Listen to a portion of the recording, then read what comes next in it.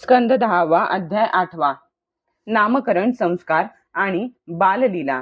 श्री शुक म्हणतात, परीक्षिता, यदूंचे कुल पुरोहित महातपस्वी श्री गर्गाचार्य वसुदेवांच्या सांगण्यावरून नंदाच्या गोकुळात आले। त्यांना पाहून नंदांना अतिशय आनंद झाला। ते हात जोडून उठून उभे राहिले। नंतर त्यांच्या चरणांना वंदन करून त्यांना भगवत स्वरूप मानून त्यांनी त्यांची पूजा केली।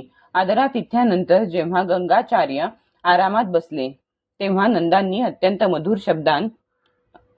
मधुर शब्दात त्यांचे अभिनंदन करून म्हटले, भगवान, आपण तर स्वतः पूर्ण काम आहात तरी सुद्धा मी आपली काय सेवा करू? आपल्यासारख्या महात्म्यांचे आमच्यासारख्या सामान्य गृहस्थांच्या घरी येणे हे आमच्याच परम कल्याणासाठी होय। एरवी आपले येणे कठीणच प्रभो। जी गोष्ट साधारणपणे इंद्रियांच्या जाणण्याच्या पलीकडील आहे ती सुद्धा माणसाला ज्योतिषशास्त्राच्या द्वारे प्रत्यक्ष जाणता येते। आपण त्याच ज्योतिषशास्त्राची रचना केली आहे।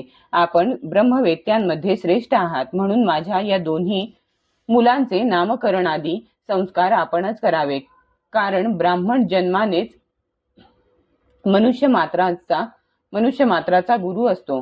गर्गाचार्य म्हणाले, मी सगळीकडे यदुवंशीयांचा पुरोहित म्हणून प्रसिद्ध आहे। मी जर तुझ्या पुत्राचे संस्कार केले तर लोकांना वाटेल की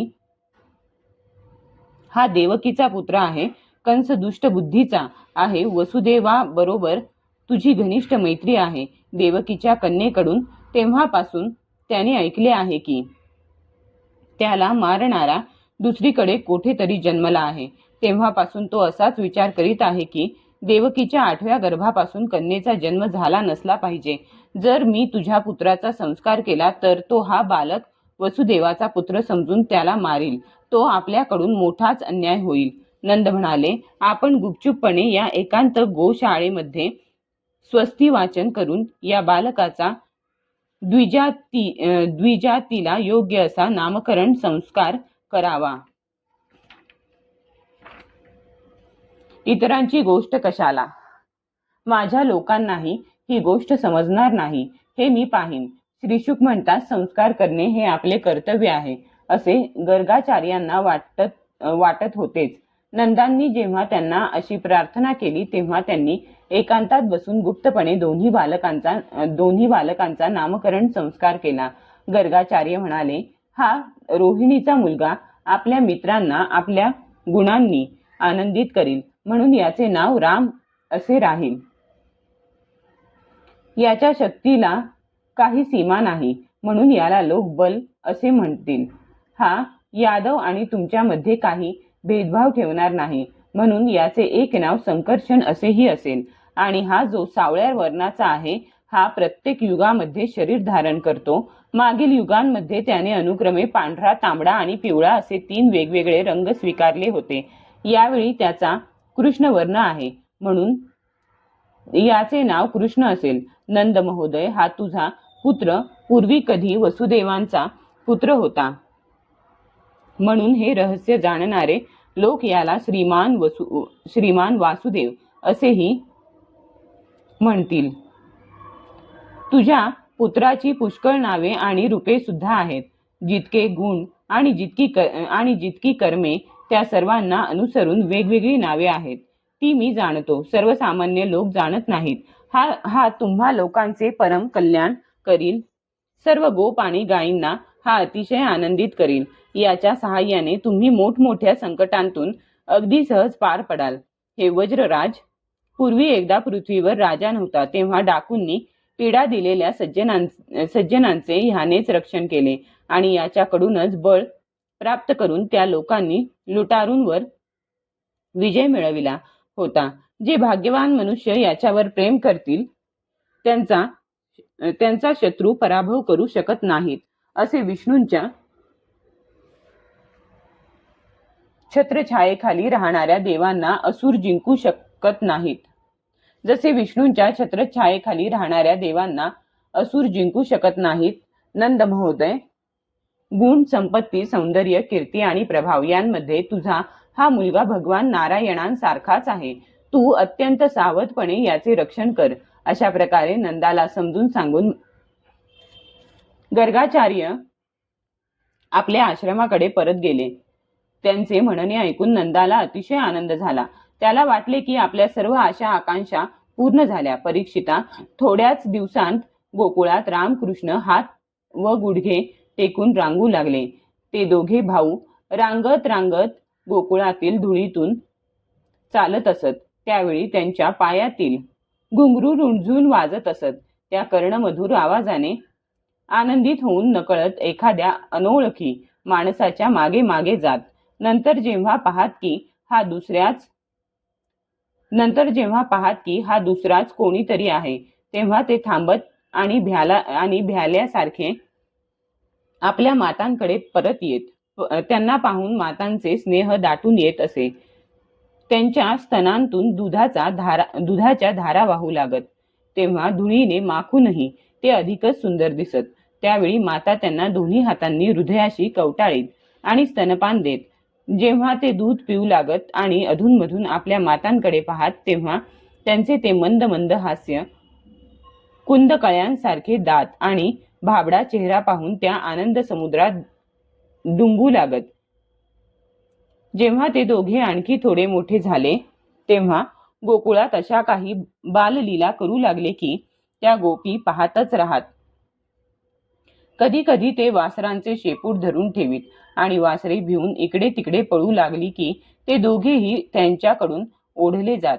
गोपी आपल्या घरातील कामधंदा सोडून जेव्हा ते सगळे पाहत असत, तेव्हा हसून हसून त्यांची मुरकुंडी वळत असे आणि त्या आनंदात मग्न होत असत.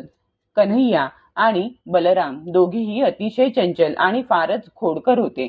ते कधी हरिण गायींसारख्या शिंगे असणाऱ्या जनावरांकडे पळत जात, तर कधी धगधगणाऱ्या आगीजवळ जात, कधी दाताने चावणाऱ्या प्राण्यांजवळ जात, तर कधी तलवारी उचलून घेत, कधी पाण्याकडे जात, कधी पक्ष्यांजवळ जात, तर कधी काट्याकुट्यात जात. त्यांच्या माता त्यांना त्यापासून अडवू पाहात, पण त्यांचे काही चालत नसे. अशा स्थितीत त्या घरातील काम सुद्धा धड करू शकत नव्हत्या. अशा द्विधा मनस्थितीत त्या फारच बैचेन राहत. हे राजश्री, थोड्याच दिवसात रांगणे संपवून रामकृष्ण सहजपणे गोकुळात हिंडू फिरू लागले. आता भगवान कृष्ण आणि बलराम आपल्याच वयाच्या गवळ्यांच्या मुलांना आपल्या बरोबर घेऊन खेळण्यासाठी बाहेर पडत आणि वज्रातील गोपांना आनंदित करीत निरनिराळे खेळ खेळत. त्यांच्या लहानपणीच्या मनोहर खोड्या पाहून त्या यशोदेच्या घरी येऊन तिला सांगू लागत, अगं यशोदे, हा तुझा कान्हा अतिशय खोडकर झाला आहे. गायीची धार काढण्याची वेळ झालेली नसताना सुद्धा हा वासरांना सोडतो आणि आम्ही रागावलो की खो खो करून हसू लागतो. हा चोरीच्या निरनिराळ्या युक्त्या योजून आमचे गोड गोड दही दूध चोरून खातो. त्याने स्वतः खाल्ले तर गोष्ट वेगळी, परंतु ते वानरांना घालतो आणि जेव्हा पोट भरल्यामुळे ते खाऊ शकत नाही, तेव्हा आमचे माठ फोडून टाकतो. त्याला घरात जर एखादी वस्तू मिळाली नाही तर तो घरातल्या लोकांवर रागावतो आणि आमच्या मुलांना रडून पळून जातो. जेव्हा आम्ही दही दूध शिंक्यावर ठेवतो आणि याचे हात तिथपर्यंत पोहोचत नाहीत, तेव्हा हा वेगवेगळ्या युक्त्या योजतो. कुठे 2-4 चौरंग एकावर एक ठेवतो, कुठे उखळावर चढतो, तर कधी उखळावर चौरंग ठेवतो. एवढे करूनही जेव्हा काम भागत नाही, तेव्हा हा त्या भांड्यांना छिद्र पाडतो. कोणत्या शिंक्यावर कोणत्या भांड्यात काय ठेवले आहे याची त्याला पूर्ण माहिती असते. जेव्हा आम्ही या वस्तू अंधारात लपवून ठेवतो, तेव्हा तू याला जे पुष्कळ असे रत्नांचे अलंकार घातले आहेस, त्यांच्या प्रकाशातच हा सर्व काही पाहतो. जेव्हा गोपी घरकामामध्ये व्यग्र असतात, तेव्हा हा हे सारे करतो.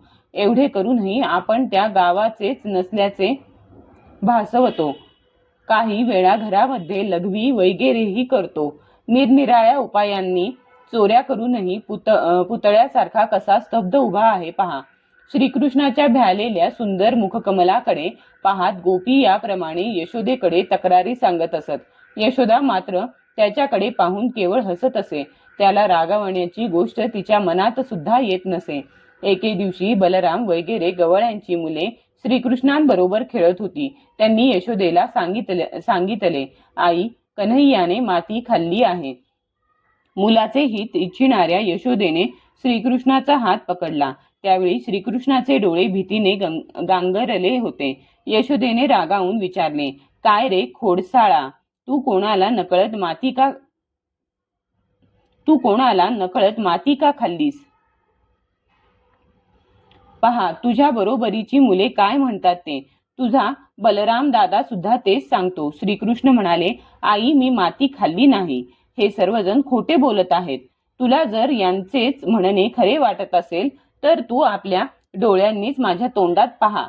यशोदा म्हणाली, ठीक आहे, असे जर आहे तर तोंड उघड पाहू. मातेने असे म्हटल्यावर भगवान श्रीकृष्णांनी आपले तोंड उघडले.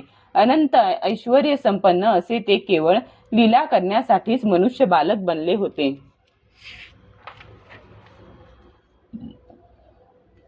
त्यांच्या मुखामध्ये चराचर विश्व, आकाश, दिशा, डोंगर, द्वीप आणि समुद्रांसहित सर्व पृथ्वी, वायू, अग्नी, चंद्र आणि ताऱ्यांसह संपूर्ण ज्योतिर्मंडळ, पाणी, तेज, पवन, आकाश, वैकारिक अहंकाराचे कार्य असणारी इंद्रिये, पंचतन्मात्रा, 3 गुण, जीव, काल, स्वभाव, कर्म, वासना, शरीर इत्यादी विभिन्न रूपात दिसणारे हे विश्व आणि स्वतःसह सारे गोकुळ श्रीकृष्णांच्या उघडलेल्या लहानशा मुखात पाहून यशोदा साशंक झाली. ती विचार करू लागली, हे स्वप्न आहे की भगवंतांची माया? माझ्या बुद्धीत तर काही भ्रम निर्माण झाला नाही ना? का माझ्या या मुलातच जन्मतः काही योगसिद्धी आहे, जे चित्त, मन, कर्म आणि वाणीच्या द्वारा पूर्णपणे व सुलभतेने अनुमानाचा विषय असू शकत नाही? ते हे सर्व विश्व ज्याच्या आश्रयाने आहे आणि ज्याच्या सत्तेने याची प्रचिती येते, ज्याचे स्वरूप सर्वथैव अचित्य आहे, त्या परमपदाला मी नमस्कार करीत आहे. मी आहे आणि हे माझे पती आहेत. तसेच हा माझा मुलगा आहे. त्याचबरोबर मी वज्रराजाच्या सर्व संपत्तीची स्वामिनी धर्मपत्नी आहे. या गोपी, गोप आणि गोधन माझे आहे. अशा प्रकारची माझी कुबुद्धी ही ज्यांची माया आहे ते भगवंतच माझे एकमेव आश्रय आहेत. त्यांनाच मी शरण आहे. अशा प्रकारे जेव्हा यशोदेला ईश्वरी तत्वाचे ज्ञान झाले तेवढ्याच सर्व शक्तिमान प्रभूंनी आपल्या पुत्रस्नेह रूप वैष्णवी योगमायेचा तिच्या हृदयात संचार केला. यशोदा ती घटका ताबडतोब विसरली. तिने आपल्या लाडक्याला उचलून मांडीवर घेतले. तिच्या हृदयात पूर्वीप्रमाणेच प्रेमाचा पान्हा फुटला. सर्व वेद, उपनिषदे, सांख्य, योग आणि भक्तजन ज्यांच्या महात्म्याचे गीत गातात त्या श्रीहरींना ती आपला पुत्र मानू लागली. राजाने विचारले, ब्रह्मर्षे नंदाने असे कोणते फार मोठे पुण्य केले होते? तसेच भाग्यवती यशोदेने सुद्धा अशी कोणती तपश्चर्या केली होती की जिच्यामुळे स्वतः श्रीहरींनी तिचे स्तनपान केले? भगवान श्रीकृष्णांनी ज्या बाललीला केल्या त्या इतक्या पवित्र आहेत की त्यांचे श्रवण कीर्तन करणाऱ्या लोकांचे सुद्धा सर्व पाप ताप नाहीसे होतात.